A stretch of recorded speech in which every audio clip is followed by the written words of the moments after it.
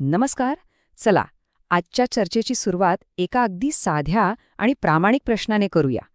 तुम्ही तुमच्या घरातल्या पाळीव प्राण्यांशी, म्हणजे तुमच्या कुत्र्या-मांजरांशी, माणसांसारख्या गप्पा मारता का? आणि असं बोलताना कधी घरातल्यांनी किंवा मित्रांनी तुमची चेष्टा केलीये किंवा मनातल्या मनात काय हे वेडं असं म्हणून तुमच्याकडे पाहिलंय? जर तुमचं उत्तर हो असेल तर मग ही चर्चा खास तुमच्यासाठीच आहे. आणि हो, काळजीचं काहीच कारण नाही. बरं, एक अगदी नेहमीचा प्रसंग डोळ्यासमोर आणा. विचार करा, तुम्ही दिवसभर काम करून दमून भागून घरी आला आहात आणि दार उघडताच तुमचा लाडका पेट धावत येतो, तुमच्या अंगावर उडी मारतो, तुम्हाला भिलकतो आणि त्या क्षणी नकळतपणे तुमच्या तोंडून शब्द बाहेर पडतात, "का रे सोनू, जेवलास का? आज खूप कंटाळा आला ना घरात एकटं बसून? थांब हां, आपण आता मस्त फिरायला जाऊया." हे खूप ओळखीचं वाटतंय, नाही का? पण हे असं बोलणं ही फक्त एक गोंडस सवय आहे की यामागे काहीतरी खोल मानसशास्त्र दडलेलं आहे? या सवयीला वेडेपणा समजणं ही खरं तर खूप मोठी चूक ठरू शकते. चला तर मग विज्ञान याबद्दल नेमकं काय म्हणतंय ते पाहूया. हो, आणि फक्त प्राणीच नाही तर कधीकधी आपण आपल्या गाडीशी, झाडांशी किंवा अगदी निर्जीव वस्तूंशीही बोलतो. या आपल्या मानवी स्वभावाला मानसशास्त्रामध्ये एक खास नाव दिलेलं आहे. याला म्हणतात अँथ्रोपोमॉर्फिझम. आता हा शब्द जरा अवघड वाटेल, पण याचा अर्थ खूप सोपा आहे. प्राणी, झाडं किंवा इतर कोणत्याही निर्जीव गोष्टींमध्ये मानवी भावना, विचार आणि हेतू पाहण्याची आपली नैसर्गिक प्रवृत्ती. हे वेडेपणाचं नाही, तर आपल्या मेंदूच्या एका विशेष क्षमतेचं लक्षण आहे. आणि ही क्षमता काय दर्शवते माहितीये? हे लक्षण आहे एका अत्यंत प्रगत आणि हुशार मेंदूचं. हो, तुम्ही अगदी बरोबर ऐकताय. तुमची ही सवय तुमच्या बुद्धिमत्तेचं कौतुक करते.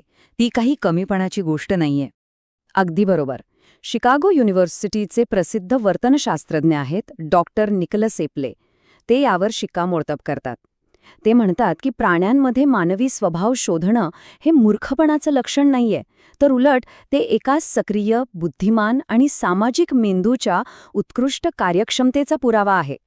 याचा सरळ सरळ अर्थ असा की जर तुम्ही तुमच्या पाळीव प्राण्यांशी बोलत असाल तर तुमच्यामध्ये हाय सोशल इंटेलिजन्स आहे. तुमच्यात सहानुभूती आणि कल्पकता तर आहेच, पण यासोबतच शब्दांपलीकडचा संवाद ओळखण्याची, म्हणजे समोरच्याच्या न बोलता भावना ओळखण्याची एक जबरदस्त ताकद आहे. आता हेच जागतिक तत्व जेव्हा आपण आपल्या भारतीय संदर्भात पाहतो तेव्हा ते आणखीनच खास वाटतं. कारण आपल्याकडे प्राण्यांसोबतचं नातं हे नेहमीच खूप भावनिक आणि खोल राहिलंय, नाही का? शहरांमध्ये तर आता मालक ही संकल्पना जवळजवळ मागेच पडलीय. आता लोक स्वतःला प्राण्यांचे पेट पेरेंट म्हणजेच पालक मानू लागले आहेत.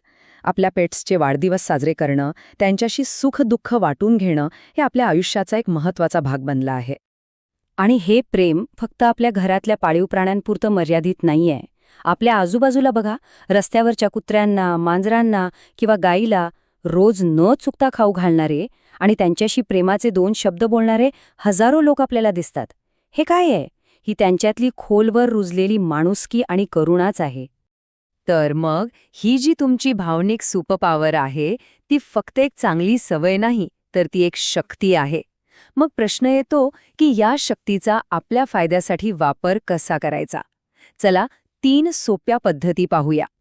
पहिलं, कोण काय म्हणेल ह्याचा विचार करणं सोडून द्या आणि तुमच्या या संवेदनशीलतेचा स्वीकार करा.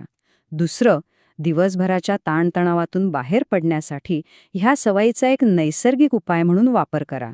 आणि तिसरं, जे सर्वात महत्त्वाचं आहे, हेच कौशल्य, हीच सहानुभूती माणसांना समजून घेण्यासाठी सुद्धा वापरा. ह्यातला जो दुसरा मुद्दा आहे ना, त्याला एक शास्त्रीय आधार आहे. जेव्हा तुम्ही प्राण्यांशी प्रेमाने बोलता किंवा त्यांना स्पर्श करता, तेव्हा तुमच्या आणि त्या प्राण्याच्या मेंदूत ऑक्सिटोसिन नावाचं लव्ह हार्मोन तयार होतं. हे हार्मोन नैसर्गिकरित्या आपला ताण आणि चिंता कमी करतं, ज्यामुळे आपल्याला खूप शांत आणि आनंदी वाटतं. त्यामुळे पुढच्या वेळी जेव्हा तुम्ही तुमच्या पाळीव प्राण्याशी बोलाल तेव्हा अभिमान बाळगा, कारण हे तुमच्या संवेदनशील आणि प्रगल्भ मनाचं प्रतीक आहे. आणि एक गोष्ट नेहमी लक्षात ठेवा, ज्या माणसाला मुख्या प्राण्यांची भाषा समजते तो आयुष्यात माणसांना कधीच चुकीचे वाचू शकत नाही. आपल्या मनाची हीच तर खासियत आहे. हे आहेत मनाचे खेळ. या सखोल विश्लेषणासाठी आम्ही डॉक्टर अजित पाटील यांचे आभारी आहोत. अधिक माहितीसाठी तुम्ही त्यांच्याशी दिलेल्या क्रमांकावर संपर्क साधू शकता. धन्यवाद. मनाचे खेळ, परिस फाउंडेशन.